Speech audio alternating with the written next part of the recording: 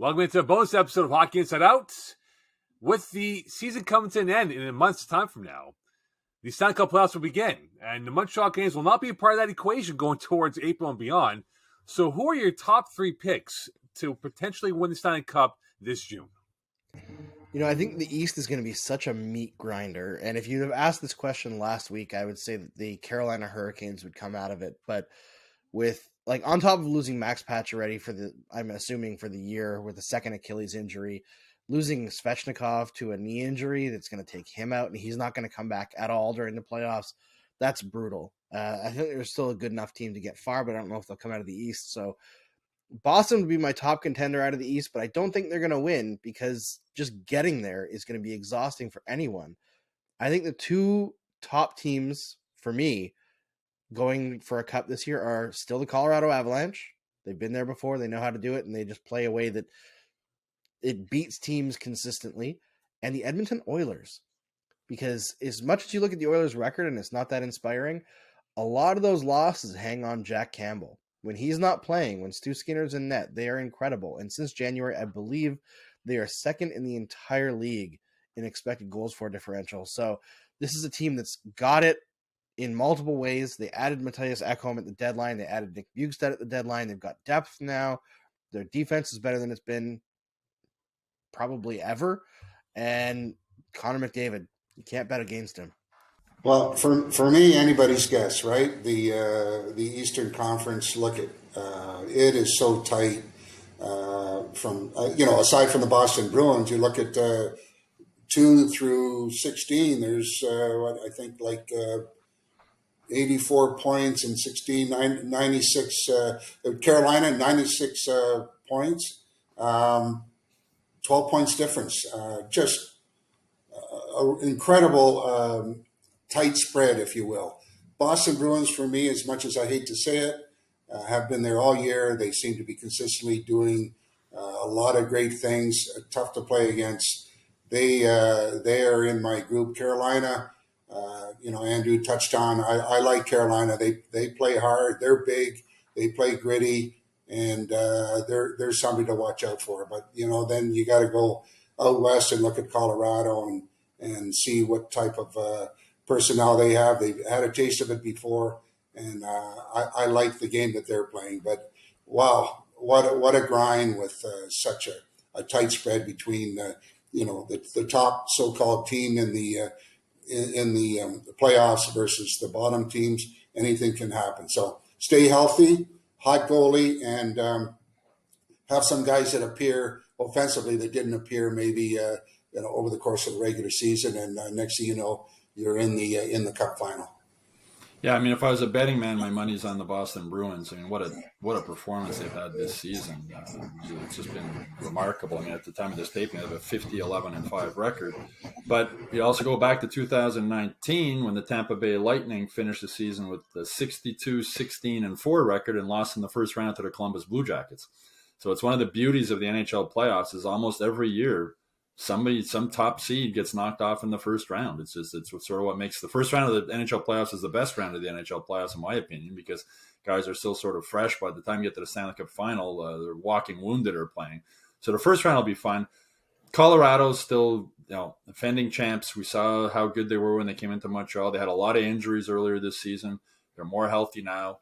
Lehkonen, poor Arturi Lehkonen, first game back at the Bell Center, the Canadiens injury jinx hits him, breaks his finger, out 4 to 6 weeks. So if that is the timeline, he should be back to play in the playoffs. It's his finger, so he'll still be able to skate and ride the bike and keep his cardio up and all that kind of stuff.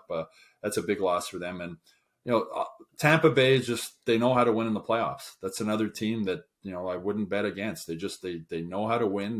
Their goaltender can win a series single-handedly. Carolina's another interesting team, but I think you need to have a long playoff run once and lose before you really make that Stanley Cup run. They might be in that situation, but the playoffs should be fantastic this year. I was looking back, last season in the Eastern Conference, it took 100 points to get into the playoffs. Washington was the last wild card team. So every team in the playoffs is a good hockey team. And again, my money's on Boston, but I wouldn't be shocked if Boston got knocked out in the first round either. It's just the way the NHL playoffs go.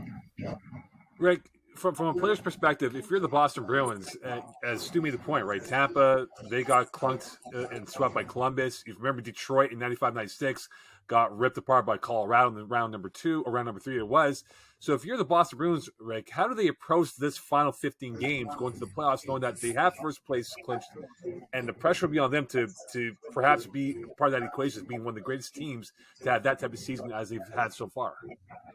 Well, it's kind of a fine line when you get in that situation, because you want to finish off with good habits.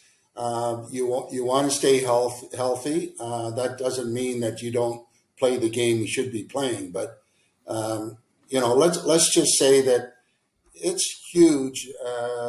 Stu touched on Tampa. It's huge when you have a successful run in the playoffs and understanding all the little things that you need to do to advance to the next level. And any team that's experienced that, and I can just go back to our years in Montreal where we had success in the playoffs. It's huge to know how many of the little things add up to huge things when it comes down to advancing and ultimately winning. So it's really kind of an interesting time of year, especially for those teams that have had so much success, over the course of the regular season.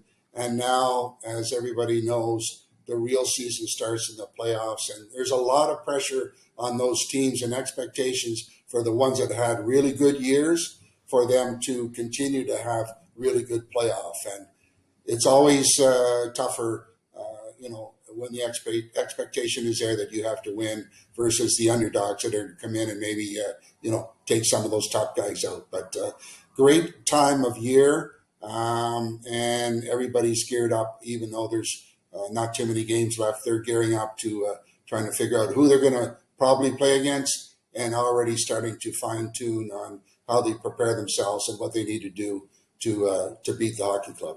It'll be interesting to see if the Bruins rest guys down the stretch, because I remember, Rick, when Serge Savard was GM of the Canadiens, he would send some of the veteran guys. I think you were one of them one year too. He'd send them to Florida for a couple of days vacation near the end of the season just to make sure they were rested up and ready to go when the playoffs started. Quickly here, guys, are you taking the Bruins or the Field to win the Stanley Cup at this point of the year? Field for me. I think if Canadiens fans want cold comfort, the Bruins are on pace to set the record in the so-called analytics era since 2007-2008 for goal differential, both at even strength and all situations. The highest goal differential. The last two teams to do that were the 2010 Washington Capitals and the 2019 Tampa Bay Lightning. Common thread between both those teams. Out in the first round. Yeah, I'll take the Field. The odds are better. I mean, Boston second in the league, goals for, and talk about the differential. They have been good in both areas.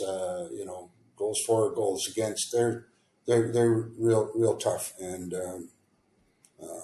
I hate to mention their name, but the Boston Bruins are the Boston Bruins, and it should be interesting to see how they perform down the stretch here. On another note, what are the odds of the Leafs going out in the first round again? Well, that's Connor McDavid and Wayne Gretzky for the betting odds for that. That's for sure. Yeah. Well, that'll do for this bonus episode here at Hockey Inside Out. Don't forget to send us your questions. Submit that to us. Look forward to conversing about that on a future episode. And check out the YouTube page for all the Hockey Inside Out episodes. And sign up for the newsletter at MontrealGazette.com/newsletters. And full content of episodes and bonus stuff. Head on by Hockey Inside Out. On behalf of Stu, Rick, and Andrew, wish you a great week. We'll speak to you soon. Bye for now.